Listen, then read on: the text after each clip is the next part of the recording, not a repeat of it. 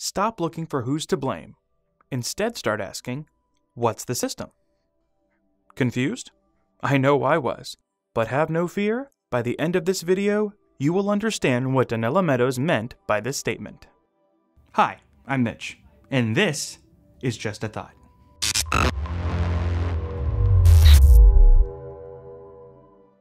So in order to fully understand the quote, we need to look into the philosophy and mental discipline of systems thinking. What is it? In a nutshell, you have to look at the world, not how you see it on the surface, but as a group of interconnected webs, detailed webs that all serve their own purpose. These subsystems are everywhere and everything. They make up meta-organisms that all build up to the ultimate system that is the cosmos. That's a pretty big nutshell. Or a big nutshell filled with a bunch of little nutshells. But I digress. Now that we are looking at the universe from a much bigger scale, it's time to see where you, the individual, fits in all of this. You must stop looking at yourself individually and start seeing how your actions affect the entire system.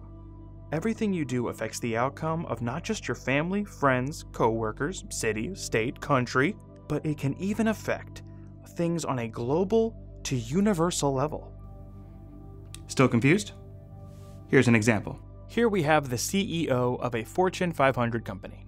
Let's say he lives life on the cheap and eats fast food every day for breakfast, lunch, and dinner. Come on, it's fast, it's cheap. He's a very busy guy who doesn't have time to prepare his food or make healthy decisions. That's a very basic and simple decision, right? Well, think about this. If he continues to eat this way, it would not only affect his weight, but his sleep, which would make him exhausted, which would affect his decision-making, which would affect his attitude, which would affect his relationships, both professional and personal. Okay, so now I'm sure you're thinking, wow, if I make that big of a difference on society, I can just grab the bull by the horns and turn the head and fix everything, right? Well, it's not that simple. And here's an example in today's world as to why it's not. Okay. Not trying to start a flame war, but politics is an obvious example of a subsystem.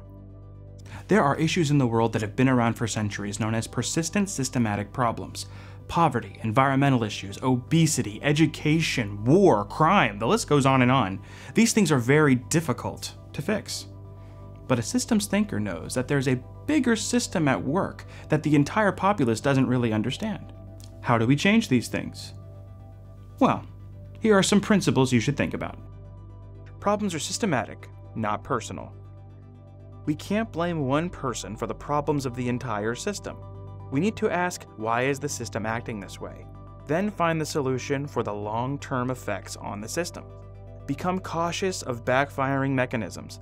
The system is its own worst enemy. Fear could lead into bad choices, and this is a great segue into our next principle. There are no easy brute force solutions.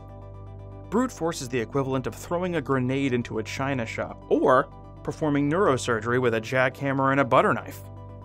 Look at these things holistically. You'll never understand how a brain works by putting it into a blender and then trying to look at each individual molecule under a microscope. You have to look at the functionality. Value wisdom and learning. A systems thinker is a lifelong learner. Don't try to manipulate the systems, but understand them. And in that way, you can change them. Now, read the quote again. Make sense? That's up to you. I'm Mitch, and this was Just a Thought.